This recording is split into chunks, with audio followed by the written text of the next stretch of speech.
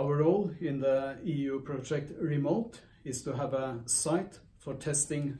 the project. We have chosen a farm outside Trondheim where there is already a windmill, and we have already deployed solar panels at the site, and we will soon also have a battery container at the site. And in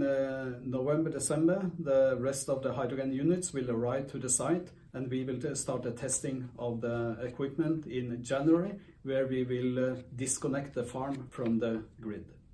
The reason we participate in this project is that we have a lot of islands outside the coast of Norway, where the energy supply is through expensive sea cables, and many of these islands have very few inhabitants. And when they have to renew these very expensive sea cables, this could be a very good alternative, where we instead use renewable energy at the island and hydrogen as energy storage to provide a cheaper and better solution for the islands.